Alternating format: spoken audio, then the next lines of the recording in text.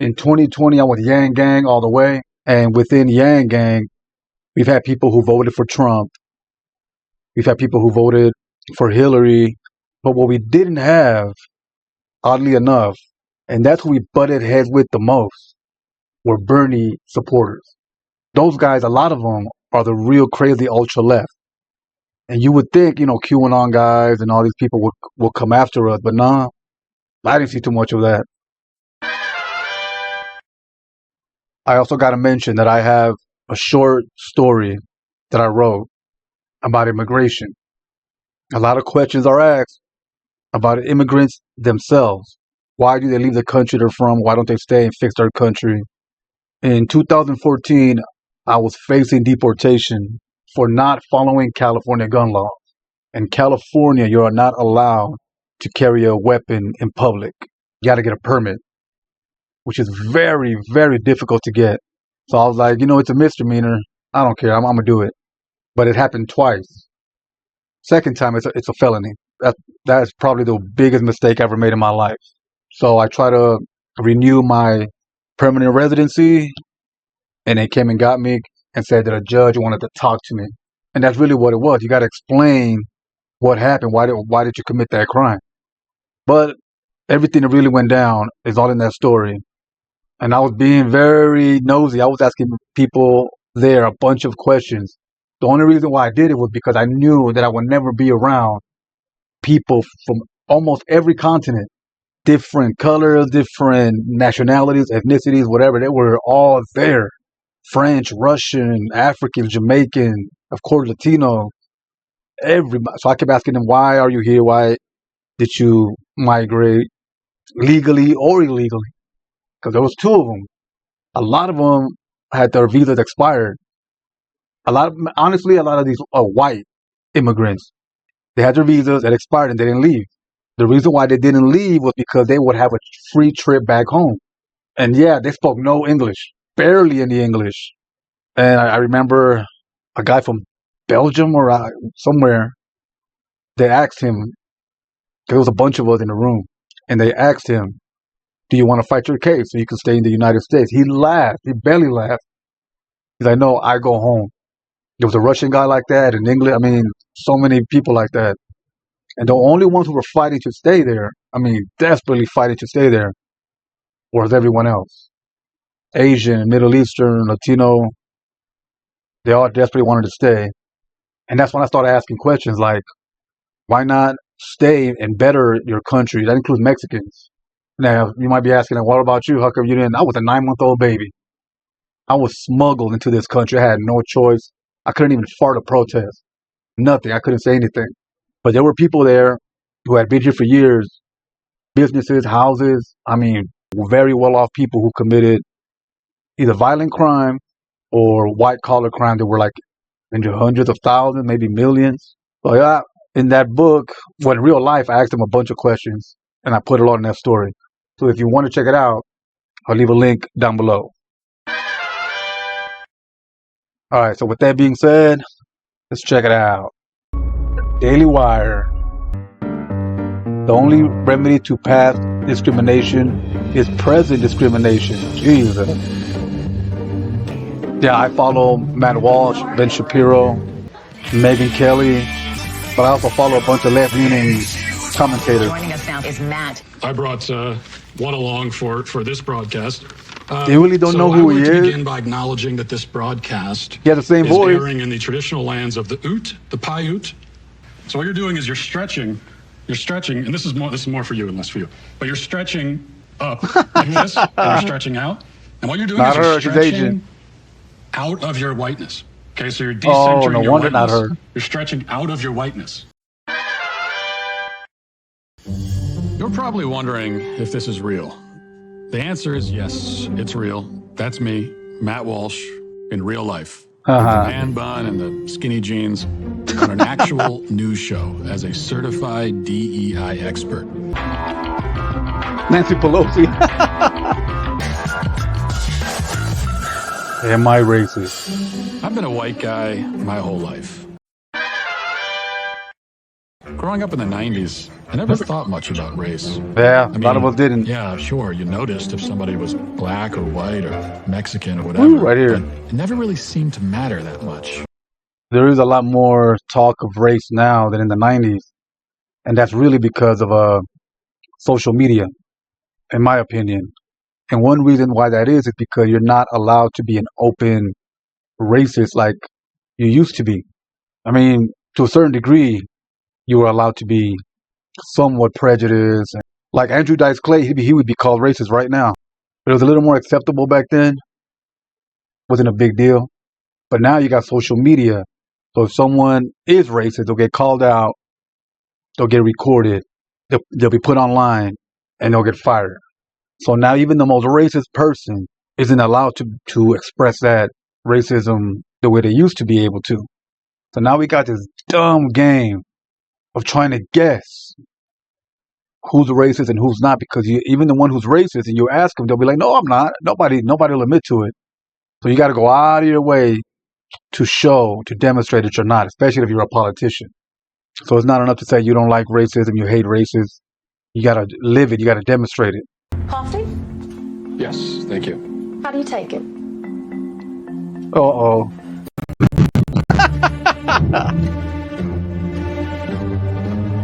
Black. Black. I don't think black people should call themselves black because they're actually brown, even dark brown. And black in every other context is negative. I put that in a story, by the way. I talked to a Jamaican guy about why brown and black countries are so poor. And we went all the way back to self-hatred, how the color black and brown has always been seen as negative. I remember a few years ago, I asked people on Twitter, what is the first thing you think about when you think about the color brown? And, the liberals, they were like, oh, chocolate. So I'm going to ask you that question.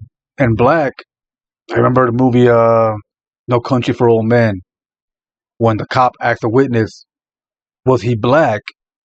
And she said, are you talking about his skin or his heart? I'm like, whoa, see, a lot of things associated with the color black are negative and evil. So I think they should change that, man. That was awkward. Should I not have said black? I thought I liked the coffee. I don't like cream. Is that so wrong? I don't think the two should be mixed. Oh. Okay, that does sound racist. Wait, am I racist? I need to talk to an expert.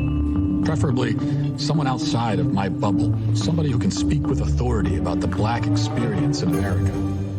Or I'll just talk to this white woman. A white woman. This is Kate Slater. She's an anti-racist scholar and educator. They really don't recognize him. Especially after, What is a Woman? He got really famous after that. But I guess not. Sometimes we have to confront those people. Oh, absolutely. Because if you're not going to confront them, who There you is? go. There you go. That's what I was talking about. It's not good enough to say you're against racism. You have to act on it. My 3-year-old daughter is her favorite princess is Moana. But then I also thought, there's a little bit of cultural appropriation here. She wants to be Moana for Halloween. Mm-hmm. Oh. So how do we navigate that? Do I go and buy the Pacific Islander native attire for my white 3-year-old? I wouldn't. I wouldn't. But I guess what we might call the Moana problem here is what... The Moana problem. I think the word inherent is challenging there. If we say... Fundamentally, yes. America is racist to its bones. All of the... So inherently. Yeah. Just put it as bluntly as possible. Am I even allowed to touch this one? Some of these books are provocative. Yes, definitely. So am I allowed to... You might say it's a book that starts with N and it's by this author, if you were looking for that in particular. That's probably a level up from where I am. Dumb question. You said diverse authors. What's a diverse person? That would be basically people who aren't white, essentially. Yeah, pretty much. Black, Latinx, Native No, American, not Latinx. Asian. So everybody who's not white. I hate that word. Being a white, straight, cisgender person, usually man, it's like kind of the top of the pile. But That's me. So I'm on the top of the pile. You know? Where should I start? Beautiful bookstore. Thank you. We're fond of it. You got like 50 books. Man. White fragility. White fragility catapulted to the top of the New York Times bestsellers list. Robin DiAngelo. Maybe I should write a book like that. White fragility, which is in many cases the Bible for white people. This is the book that we will be reading. New York Times best-selling list for the 3rd year. My God. Anti-blackness is foundational to our very identities as white people. As a white person, I was just raised to expect the world to be mine. When we say I'm not racist, what we're conveying is that we're clueless about what racism is. And There you I go. would just ask white Americans to remove that phrase from their vocabulary. I'm not racist. Jesus. Anger, I just talked about it. I just said it a while ago. That's not enough for you to say it, or to not, or even not to be one. You got to put it to practice. You got to like go out there and demonstrate. And if you're Asian, you got to fight racist Asians. If you're Mexican, you got to fight racist Mexicans. You can't just be against it. If you could please pronounce your name, please share your pronouns, how you're feeling today, Lord. as well. I'm Steven. Pronouns, I'll have to get back to you on that. I'm feeling excited. I'm here because I feel like I've been socialized to be an asshole, and that doesn't feel good. What? And my promise to the Black community is to lean into being brave. To be better in so many better ways. To better myself. To better the world. And I know that I haven't been better. Yeah. I didn't want someone else to take my promise to the Black community that I was going to make. Well, thank you. Please continue. What? We're moving to her now. Well, I didn't finish. Please finish. The sax thrown into the ocean, and the sax. The lady taken next out. to him wants to laugh. What do you feel in your body when you hear the term white people? I feel like a cringe about it. Cringe is a good word. Cringe? Yeah. Cringe, man. Okay. The thing Step about... out for a moment. Thank you. Appreciate that. The thing about... Which one is the cry room? She's laughing. The second door to the left. My time in the cry room allowed me some much-needed reflection and self-care. The cry room. But with me out of the room, the group put 2 and 2 together and realized who I actually was. Oh, there you go. I don't feel comfortable. What? Can you guys catch me up to speed on what's going on here? Is it because I said I had 17 black friends? It might have been 15. It depends on how you count them. Come with me. Well, Thank you. I didn't consent to be touched. I'm not offering to touch you. I'm offering to walk you out. Will you walk with me and I'll answer your questions? My name is Matt Walsh. We know. How did they hide the cameras and stuff? I did everything I could to fit They in. called the cop. I opened up. I need to go deeper undercover. A whole new identity. If I want to be an ally, I need to look like one. Have I ever met anyone like that? Ah, yes. Yes, I have. What is a woman? I like that documentary, man. Why do you ask the question?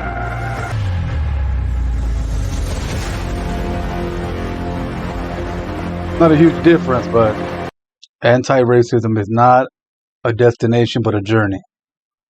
One that takes deliberate, consistent work. Who is that? That's the same person from before, I think. Ibram Kendi. Martin Luther King said not to judge people by the color of their skin. So Martin Luther King said a lot of stuff, but he Oh, knew about my institutionalized, God. personal, and internalized racism. So whatever he said was out the window. His new tattoo. When you start thinking about how you feel, but you maybe don't want to feel. Does that make sense? It does make sense. What do you mean? All I know is that, like, I am white and I am not racist. That's how we deal with racism. We just say, oh, it's not happening. Yeah, the more you talk about it, the There more you go. you There are you go. blatantly acknowledging race. I don't want to forget about it. It's cool, like, you can flash your card all you want, but you got to be a real human at some point in your life. Did you see the card? Hey. I don't even... Because denying it doesn't make it go away. Can't all be certified experts. I mean, I am, but we can't all be. You're offensive. You're making the space uncomfortable. But you're white. This white man thinks he can take up our space, and this is why we need a multicultural space. The charming young lady from that video, Sarah Tacola, founding member of Black Lives Matter Phoenix. She has a PhD in sustainability, which means something really important, I'm sure. She's agreed to help me learn how to decolonize myself.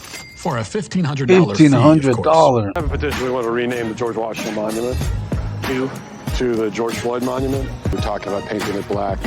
We're going to raise it 30%, increasing it. Is there a black person around here? I would hug them and apologize to them all day long for what happened. There's a black person right here. Does he not exist? I'm sorry, I just didn't look that direction.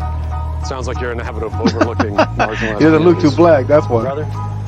This country is a racist, transphobic, homophobic, xenophobic, ableist, classist, Islamophobic, all the phobics, okay. How many of you would trade places with a black person in this society? Raise your hand. Nobody. Apparently, you just pay these ladies thousands of dollars to come over for dinner and call you racist. It's genius. 5,000. I absolutely need to attend one of these dinners. But there's a big problem. Only white women are allowed to attend. Why do white women? Don't tell me he's going to dress up like a woman. Look at and to make you comfortable. That's got to be him. So, and whiteness also robs you of your brain. You know, you all gave up your reproductive They're just talking health trash rights to him without, and getting you paid won't even get for on it. your Peloton bike for 10 minutes to go protest that. That's it. I'm so fat. I'm so stupid. I'm blah blah blah. Sorry. I would love to take a seat and join you. No, you're not allowed to. Okay. Definitely not allowed. Okay. I have my Yeah, that lady, I don't know about her, man. certification that I got. White people pointing fingers at each other is not helpful. You know, I've been on this journey for so long, and just to see you He guys sat at the down. table having this conversation has been, raise a glass if you're racist. And that's the thing. Cheers. Oh, I'm not racist. Let me Yeah, why is everybody raising their glass? To racist. To go to white America and teach them about their privilege. This biker bar will do just fine. Oh.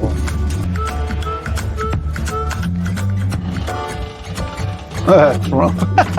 If you meet a black person, you want to forget that they're black, but don't forget that they're black. Why would you want to forget they're black? Well, don't, but also don't. Are they a friend? You should embrace them being black. I'm a vegetarian as well. Just starting on the vegan journey also. Vegetarian? So, Don't say vegetarian. It's Vagina, Terry. vagina.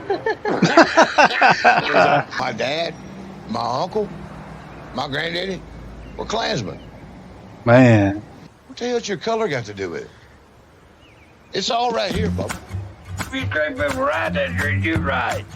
I don't know about this one. Well, this is what I was talking about. Even if they were to be racist, they can't openly say that they are. So they're gonna say no. I'm not saying that they are, but it's like a big guessing game now. I want him to interview some open racists, whether black, white, whatever. Video went viral that appeared to show a costume character snubbing two black girls. Okay, Oh, you I see the remember character that. coming, high-fiving everybody as it goes down the street. Gets to those two little girls. It appears to just flat out say no, and you see the little girls and their faces and they're heartbroken. Meet Jody Brown, the mother who was victimized at the hands of Rosita, the Sesame Street character. She was reluctant to talk about the traumatic incident, but for $50,000, she was willing to tell her tragic story. How do we fix the endemic racism among mascots? Do you know who the employee is that was in the costume? That information was never given to me. The Jessie Smollet hate crime case shows Oh, what appears God, to be not this a guy. noose around the Empire actor's neck. Hate crime. Hate crime. Hate crime. Hate crime. Hate crimes against Jews has gone up, Hate crimes. and against Asians by blacks. And you say that you're black? Yes.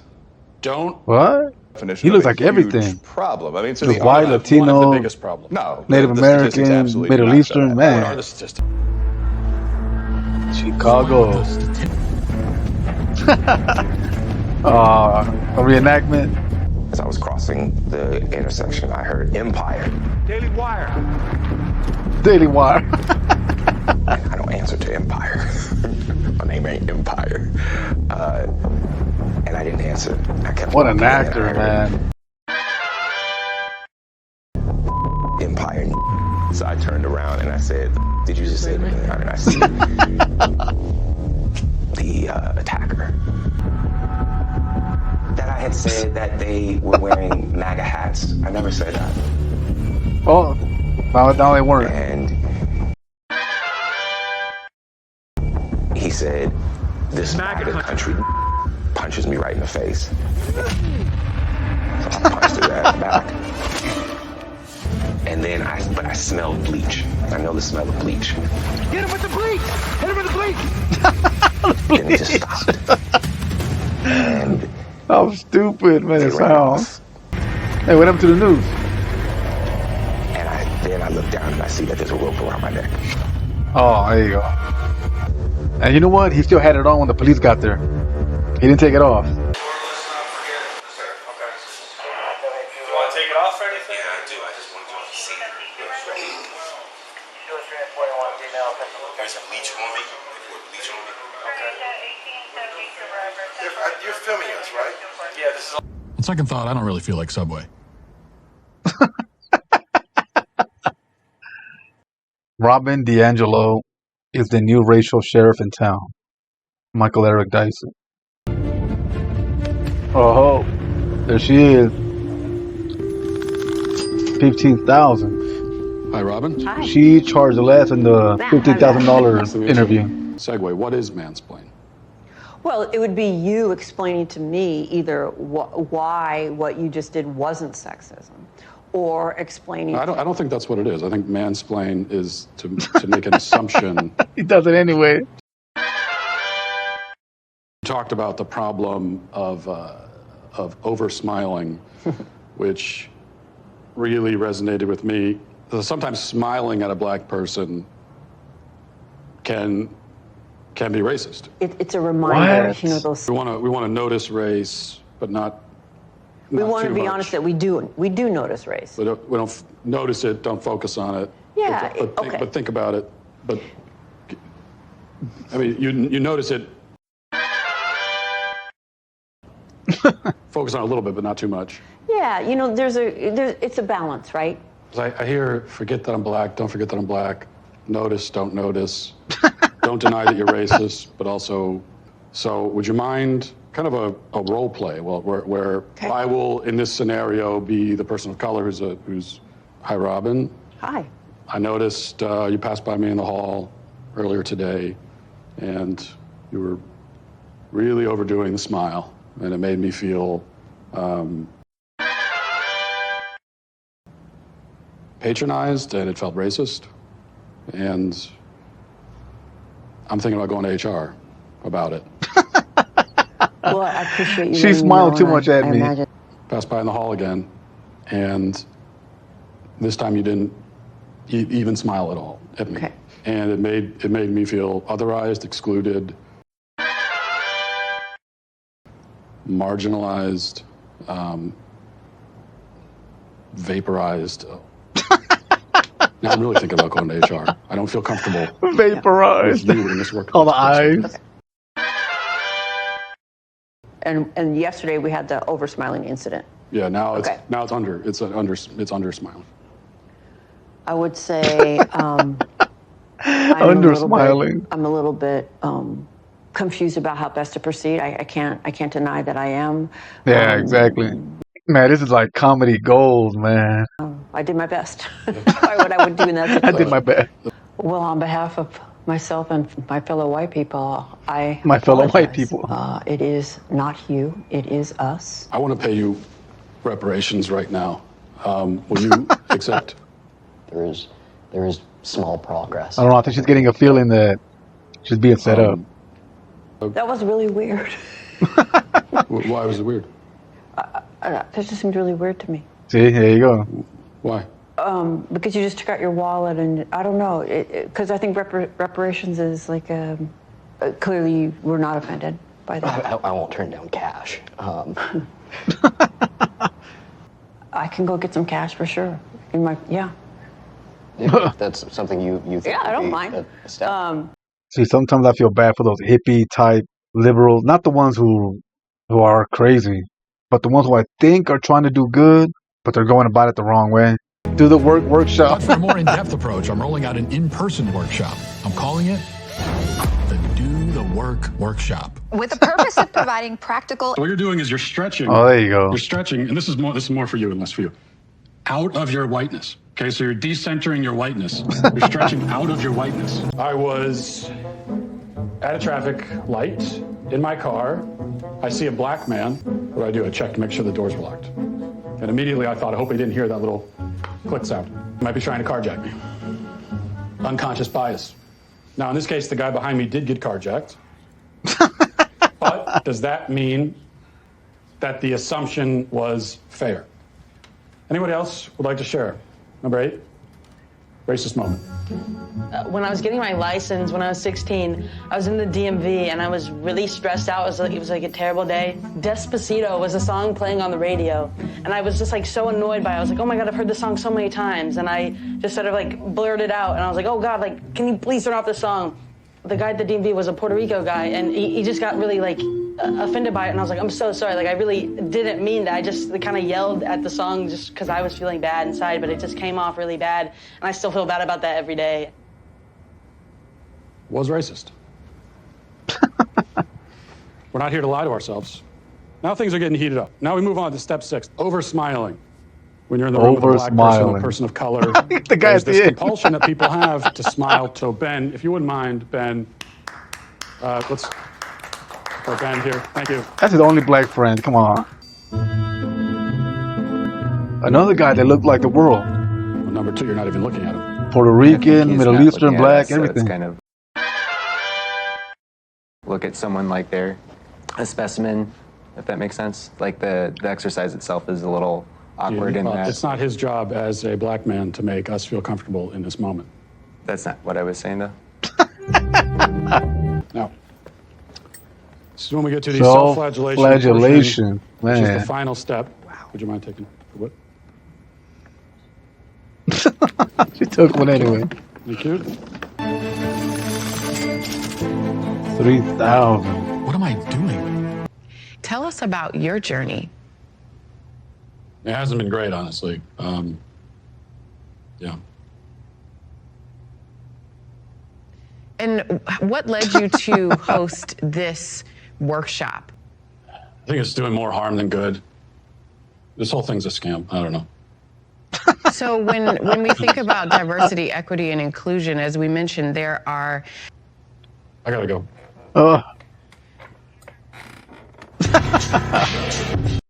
Racism is not dead. White people could only wallow in their guilt, and black people in their victimhood. But it's a lie. It's a lie meant to manipulate us. They're selling us the disease. And they're telling us there's no cure. They don't say that I'm racist and you're a victim because that's what they think we are.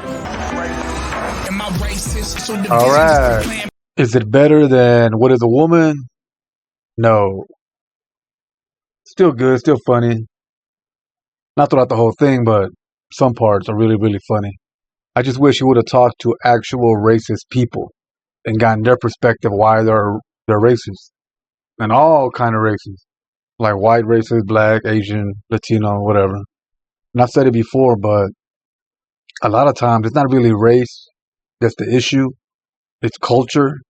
Certain cultures can't mesh. They can't mix. They contradict each other. That's really, I wish we would have talked about that, but no, we didn't get to it. And being prejudiced. It's not the same as being racist. You're prejudging someone for whatever reason. I wish we would have talked about that, but it was more of a comedy, so they're not going to get too deep with it, you know? So from 1 to 10, I'm going to give this movie or documentary a solid